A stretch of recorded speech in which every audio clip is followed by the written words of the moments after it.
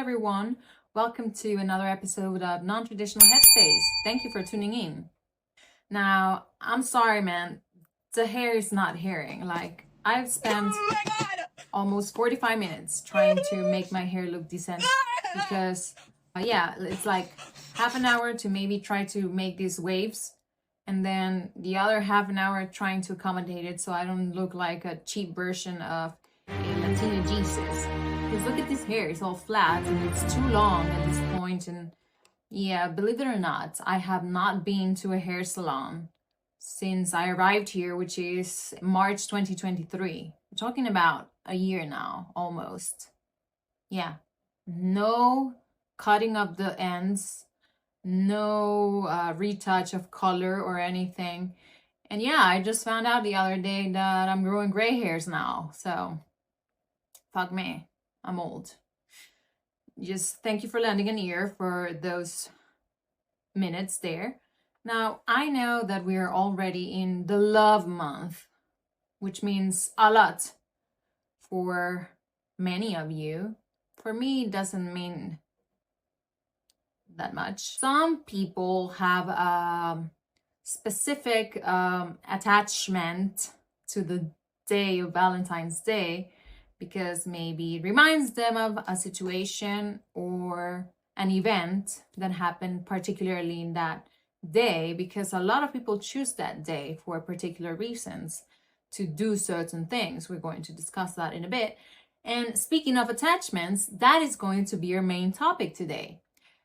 We're going to go into a deeper discussion about what are the different attachment styles or attachment types. Happy Valentine's for those of you who enjoyed it. I actually had a non-Valentine's Day celebration one year, and I had quite good assistance of people, which means I was not the only forever alone person that day. And we heard really good stories. We even had like trivia night.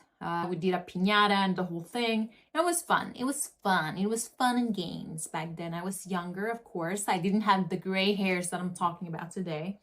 And my spirit was a little bit more vivid.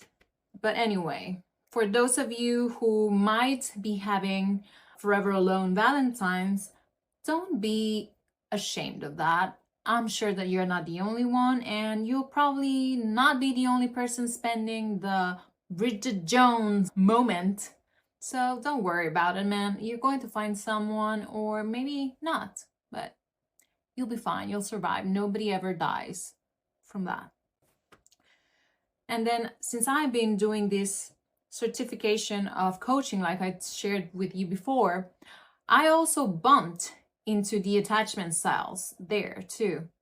And as usual, I started investigating more because of my also addiction to YouTube and searching on the internet. And I found out very interesting information that I want to share with you.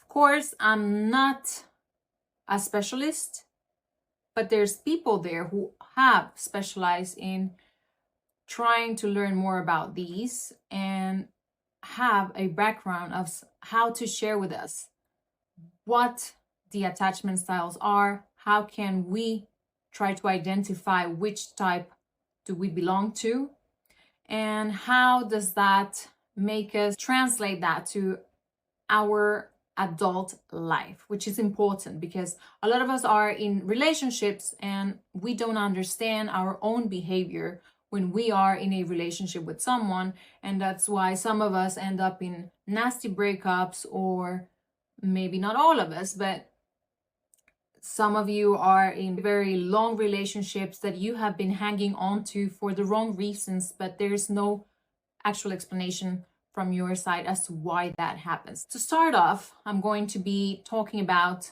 an episode that I found, which was done by Dr. Huberman from Huberman Lab podcast.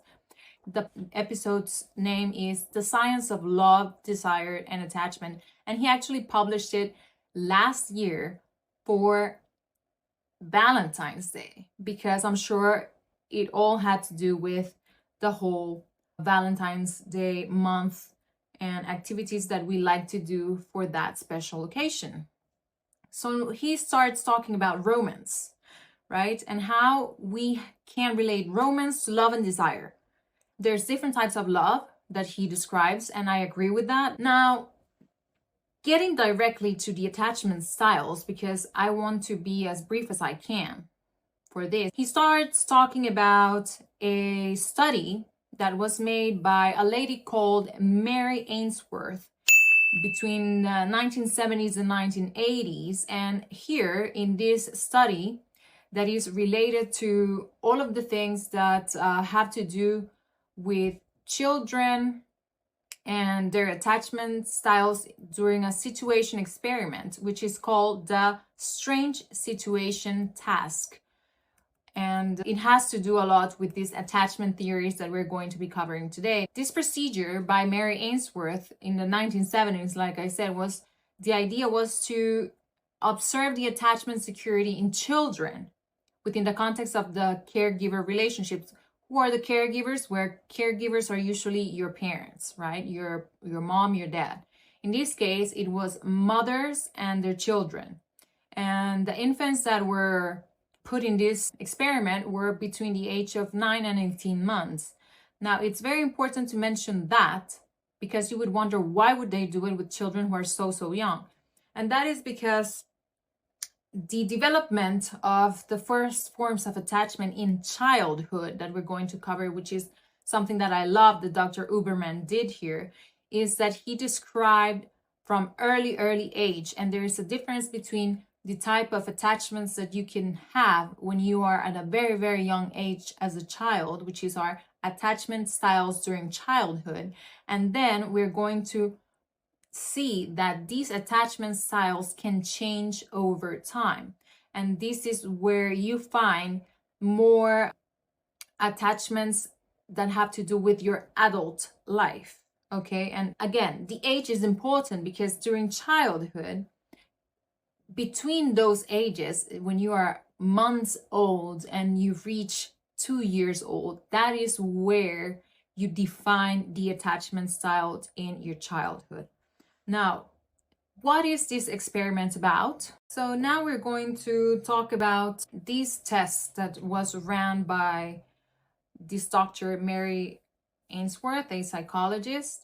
A little bit of a background here to let you understand what the experiment was about. So during the experiment, it was the mother, the child, and a stranger. Or the scenario could be, for example, something simple like when you're taking your very young child to a nursery for the very first time. So you're taking them to a stranger because the child, of course, doesn't know this person, and you as a mom take them there. There's 3 phases that will happen during the experiment, which is the introduction. The mom introduces them to the stranger, and then the mom is separated because she leaves, and then they're reunited because she comes back and recuperates the child. Now, the result after that was that there's, by definition, 3 main categories that later evolved to 4. The 3 main ones that came up to be secure, the resistant, and the avoidant. So the secure came out to be 70% of the children that took place in this experiment. So it's a very large group that came out to be in the secure category. Now, what happened to the children who were in the secure category? Well, they did have an issue about the mom leaving. Now, about the stranger, when they were alone with the stranger, they were a little bit hesitant to let them in, fully. Like they were a little bit of avoidant towards the stranger, the person they didn't know. But then when the mother was introducing them, they became more and more friendly to the stranger. And finally, they didn't have that much of a big disruption, because then they realized that the mother was coming back. And when the mom came back, they had a very positive and happy encounter with the mom. So the mother here is used like a safe base to explore the environment by the child who is secure. Now, the next type would be the resistant, right? So this resistant is also defined, and this is where the terms come, as anxious, ambivalent, or resistant, insecure. Okay? Anxious, ambivalent, or resistant, insecure. Now, what happened during this encounter between the resistant, anxious, ambivalent type or category? Well, during the resistant one, there was an intense distress when the mother left. They had a hard time figuring out what was going on and didn't understand. They really reject that other person that is new to them, and they show signs of fear towards the person that they don't know. And then the infant approaches the mom when she comes back, but has like a resistance towards the mom as well. And they might even push her away. It's like betrayal, you know? We're going to talk about this later, but just try to start associating things here. What happens here is that the infant cries more and explores less than the other two types, that which are secure and the other one that I'm going to explain in a bit. What percentage of the children came out to be under this anxious, ambivalent, resistant, insecure category? 15%. And then the third type during the experiment, this particular experiment, which is the avoidant, also known as the anxious avoidant, insecure attachment. This is quite interesting because the reaction here was that when the child was separated from the mom, they had no distress, no sign of distress. They didn't really care much about their mom leaving. And then about the stranger, did they show any sign of anxiety like the other ones? No, they actually play normally and they understand they're with a stranger and they don't think it's a big deal. And when it comes to the part where they reunite with the mom, they actually show no interest about the mom coming in to get them, you know? It's like, yeah, whatever, like you left, whatever, you're back, whatever. The mother and the stranger in this type, in the avoidant type, are able to comfort the infant equally as well, which means they see the figure of the mom and also the stranger as equally comfort levels that they would feel okay with. So then this was the other 15%. So just making a summary of what happened during the experiments, like 70% came out to be secure, 15% came out to be the anxious, ambivalent, resistant, insecure, and then we have the last type, which is the avoidant. There's a fourth type that came up, which is added later on, which is also called the disorganized. And these days it has another term, but we're going to see that later. Now, this was later identified by Main and Solomon in 1990. So actually, it is recognized as there to be 4 attachment styles. The whole explanation was for you to understand where did it come from, because it is important, because we're listening to things and we're reading things online, but we need to understand that there is actual backup from science out of this and not just somebody saying it and then we believe everything that we hear. So what are the characteristics now after we have analyzed what happened during this very crucial test and experiment with children? How does that translate for you as you grow up and become an adult?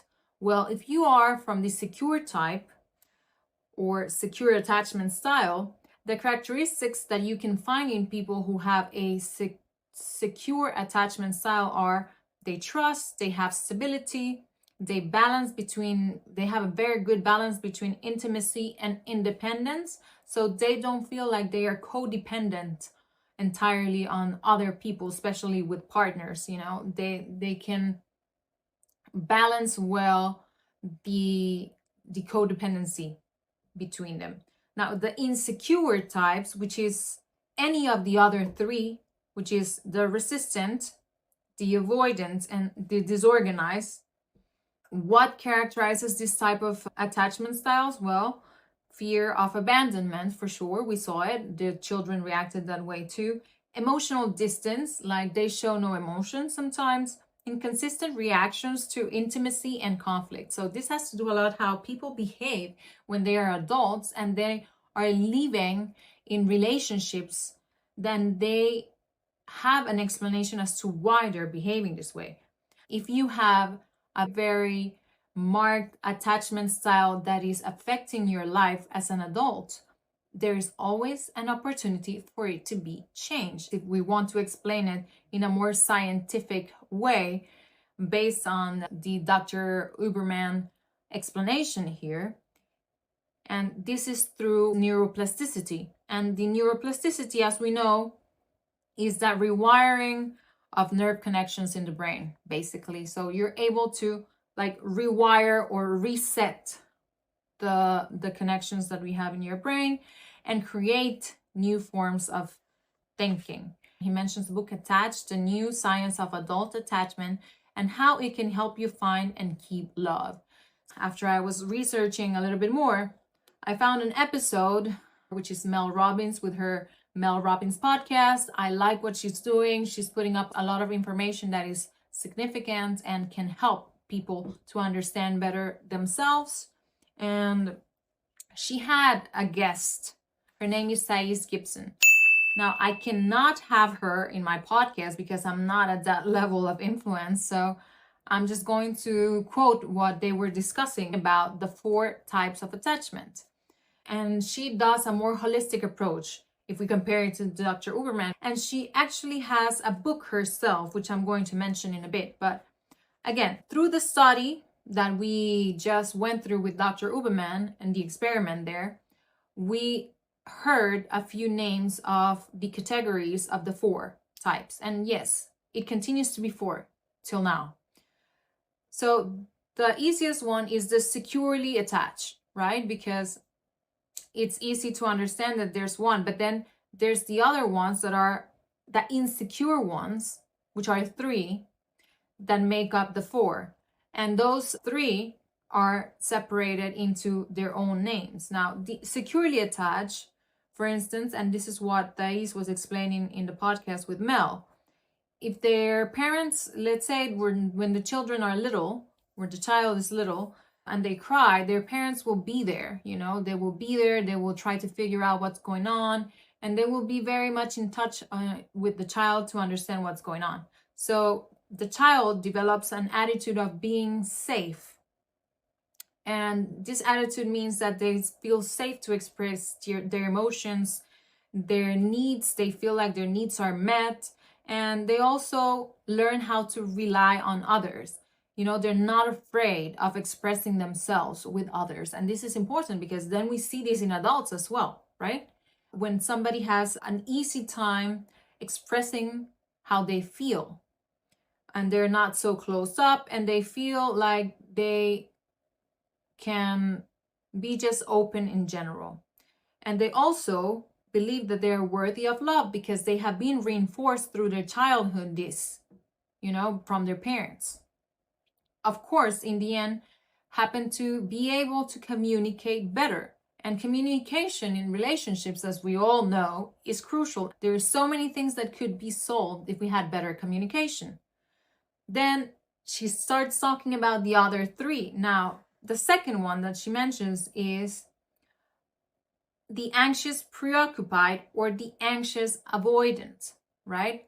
Like Dr. Huberman said, this avoidant type, okay, they care, but their parents do care, okay? It doesn't mean that their parents are trying to do it on purpose, that they don't want to be in charge of the child or know what's happening with them. But for circumstances, life circumstances could be, they're not able to be quite as present as they would like, which means that perhaps parents who work a lot during long hours, and then the children are left with a family member or the grandparents. So it's a different type of role that they take for the caregivers, which is not directly the parents. So there's a bit of inconsistency there because they are not as close to their parents as they would like to.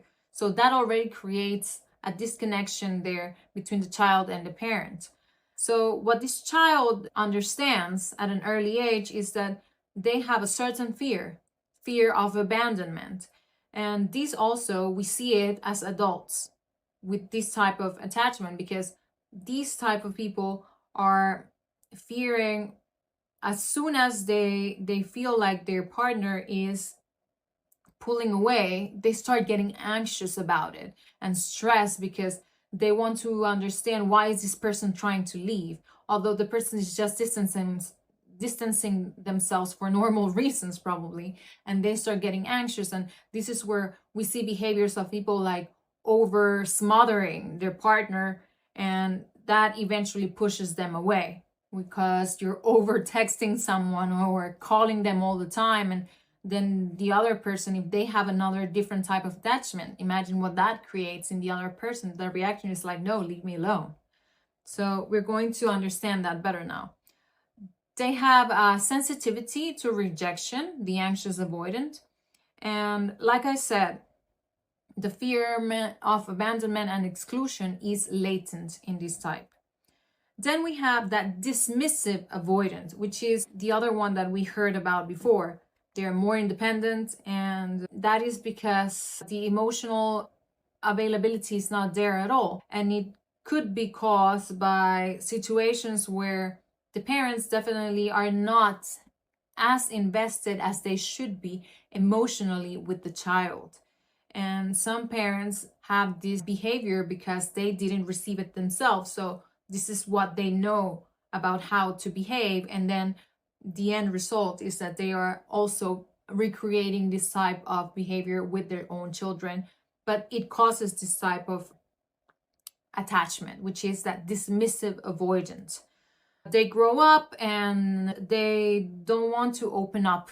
As they grow up as an adult, how can you identify this type of attachment? They have a hard time opening up their feelings or themselves to others. Like some people, and I've seen it, they even have a hard time expressing, the normal forms of affection that we know, which is telling somebody, I love you, or I care a lot about you, or just the expression of their own feelings, how they want to recreate the emotions so that the other side understands. They're not able to express that normally. And what they can do as a dismissive avoidant is also they realize that perhaps their relationship is evolving to be more and more and more committed, and they sabotage it at some point because it's like, no, this is going too fast, this is going too fast, too strong, and then they sabotage it, and they can result to also present signs of fear of commitment. Now, what's interesting is that, and she mentions it, Thais mentions it in that episode, is that most of the time, this anxious avoidance can also end up with dismissive avoidance. Like it's like they opposites attract, So it's very common that they find each other. But it's important to understand the types and the description of each type, because that would make you understand better where the other person is coming from, or yourself. Where are you coming from, and why are you unable to sometimes provide what your partner is asking you to provide? Like, show me more signs of emotion, or just act in a certain way. And for you, it's not normal. It doesn't come out naturally. But why? So then there's the fourth one that was integrated later on. And this is the name that it's been given lately, and the one that you might hear a lot more from in social media in general, or in information in general that you find or bumped yourself into, which is the fearful avoidant. Now, the fearful avoidant can happen because of chaos in general, very, very distressful environments. Let's say coming from a family where one or both parents are dealing with alcoholism or drug abuse, or fighting constantly back and forth, couples going through very nasty divorces, and these scenarios that are not quite healthy, okay, toxic, and maybe somebody that has a chronic narcissist type or of personality or disorder And you know what this happens to do in a child that then grows to be an adult with this type of attachment style, which is the fearful avoidant. They feel conflictness. Of course, they have like a seesaw, you know, like a seesaw, like back and forth. They have like hot and cold. They don't know where they stand entirely. And it's like a mix about dismissive avoidant, which is also a mix with anxious avoidant, because they don't know where they really stand most of the time. So they push and pull. The closeness is there, but then they back up instantly at a certain point. But that is because they grew up in a very, very chaotic environment. So this is the way they relate also in their feelings and emotions. And this creates that form of attachment. Now, going again through them, let's just summarize the 4 types. Securely attached, which is what all of us would aim to be. And it's very important because a lot of us say, no, I'm surely securely attached. And are you sure? Like, are you sure 100% that you are securely attached? Because that is your opinion, but is it everybody else around you having the same opinion of yourself? Okay. So we have securely attached, anxious avoidant, dismissive avoidant. So securely anxious, which is the person who starts feeling anxious about somebody going away.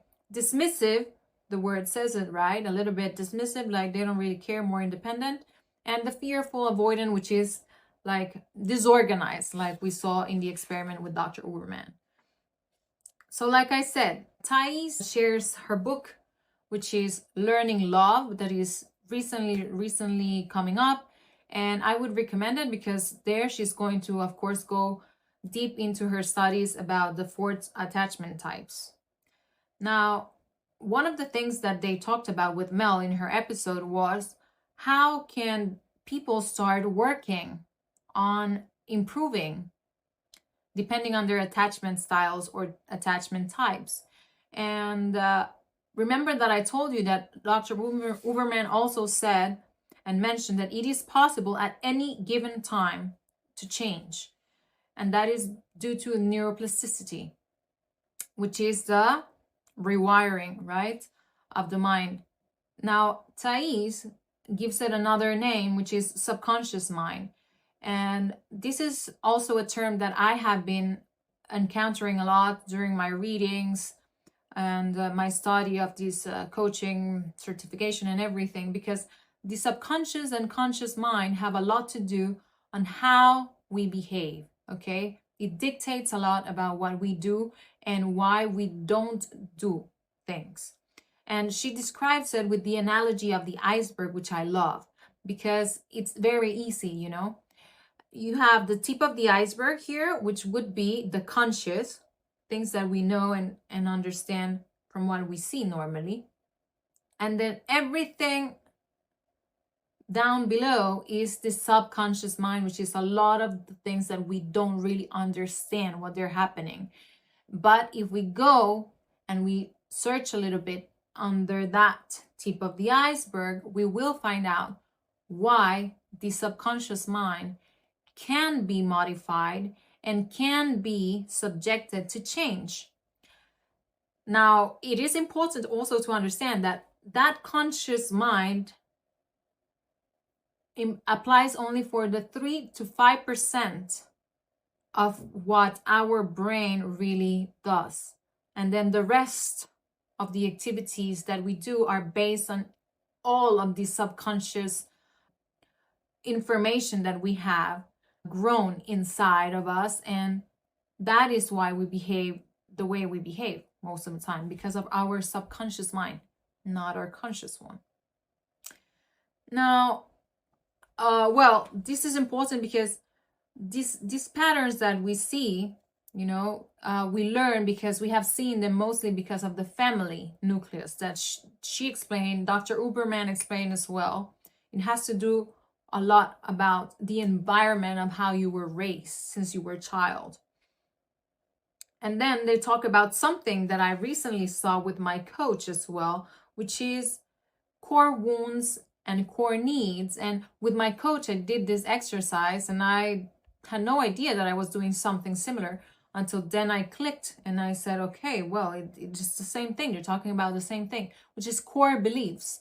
And those core beliefs can be deeply held beliefs that influence how we interpret our experiences. And the situation here could be a simple example, right? Let's say that you're going to meet a new person and you're wondering if you should ask them out to have a coffee, to go out for a coffee. And then we have two sets of glasses, like sunglasses. The first one is, we put on the first one and it's telling us, I'm not worthy, like I shouldn't even try to ask them out for a coffee, because why would they want to go out for a coffee with me?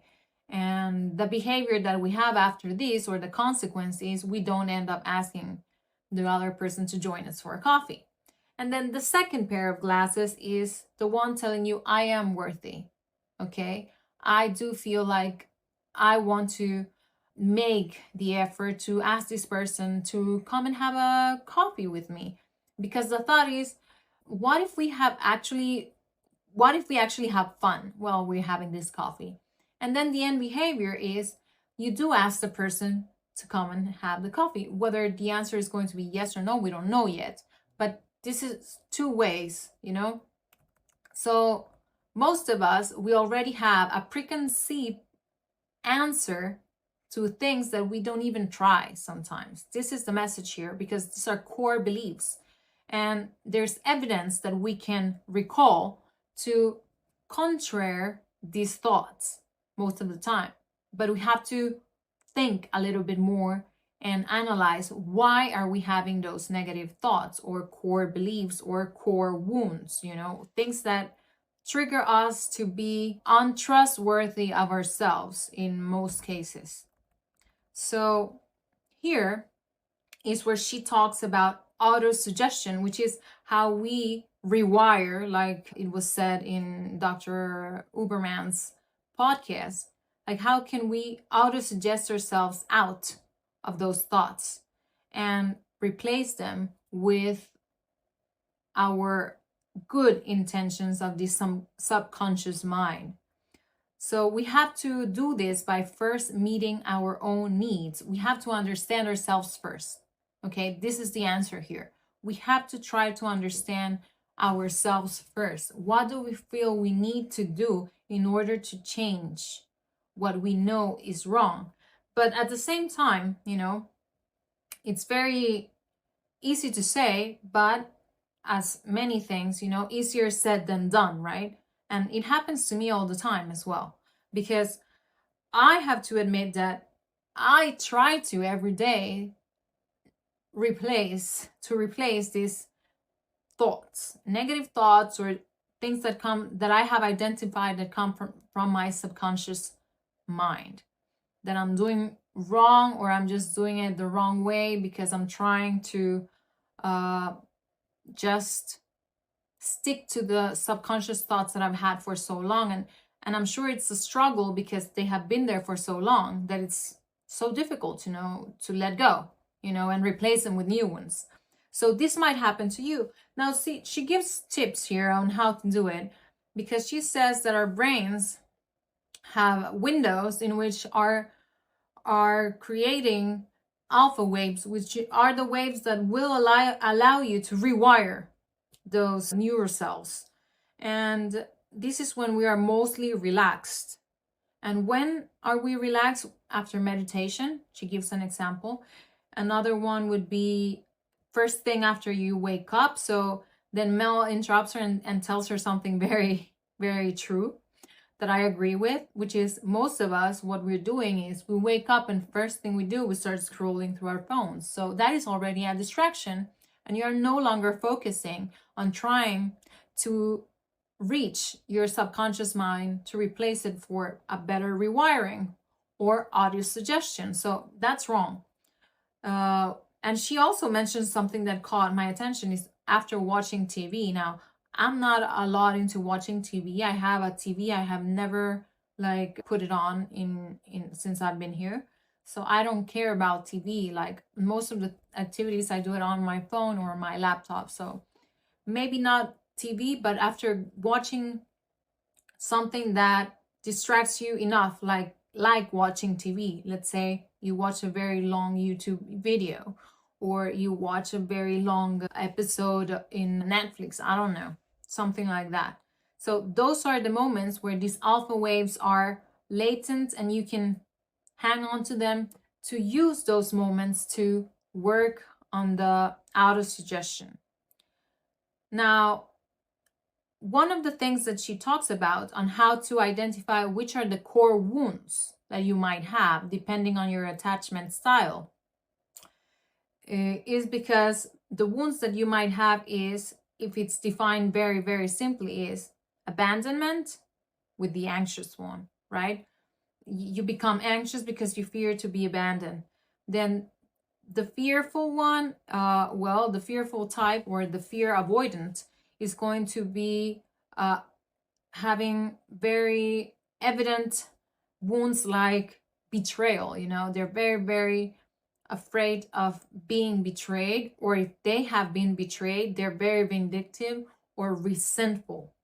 And then the deflective one, or the one that is, dismissive, is going to feel like there's something wrong with them, right? And that is why things aren't going as well as they would like, because they feel like there's something wrong with them and they don't understand it. And that's why they're a bit more avoidant and dismissive. So what they do is they retract from the situation.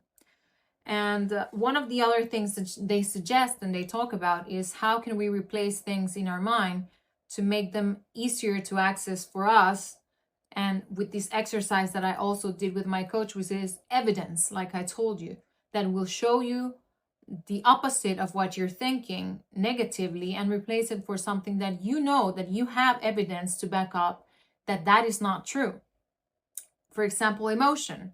If you're trying to relate to, why am I never happy, or I can never be happy, like all I feel is grief and pain, but this is not how you felt the entirety of your life, for sure. There's moments where you have been happy and you have enjoyed life. So how do you use emotion and try to relate it to something that can evidence the opposite? Using memory, using memory, like going back, closing your eyes and thinking about your childhood, the best moments that you had, because not your entire childhood was not negative. There might have been one single event where you remember that you were really happy. So that could be a way of grasping to that and replacing that with evidence. And then imagery, well, we know that they suggest a lot these days to do visualization, and people even do their vision boards and everything. But the whole idea of there being a possibility is just already a step forward, to replacing the negative thoughts or auto-suggest things that will encourage you to change those core wounds or core beliefs into positive ones.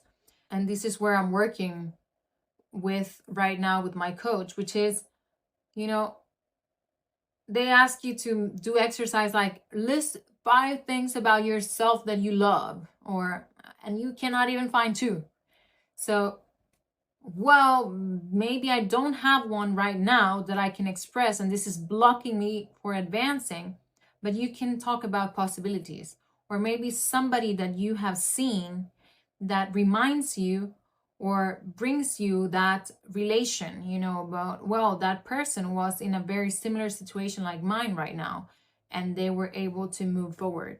So there's a possibility that I could also maybe do the same. So that possibility helps a lot already to be able to, move on from where you are. So with this, we're going to finish here in the type of attachments, and very interesting information for sure. I encourage you to try to investigate a bit more on your side, because it's going to explain a lot about how you relate with people, the way you relate, and with your partner, if you are with a partner, or with your family, with your parents, with your siblings, with anyone. It's going to explain a lot about how are you behaving and why, and how can you improve it if you need to. And talking about myself here, just to put myself as an example, I am sure that I grew in a secure attachment style when I was very young.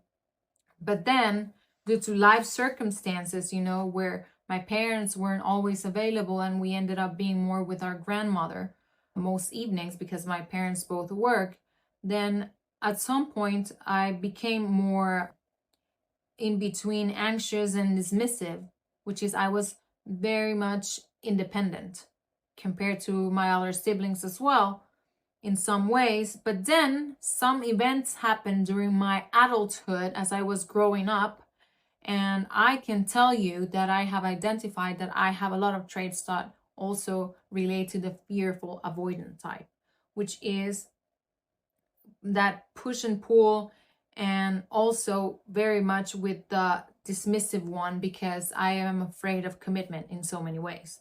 See, there's things that might not be written in stone, carved in stone for you when it comes to these attachment styles.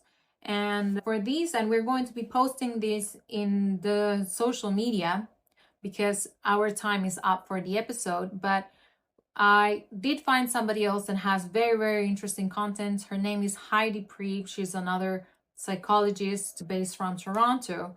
And she has one post that I loved, and we're going to share this, which has to do with dysfunctional family roles and how they relate also with the attachment styles.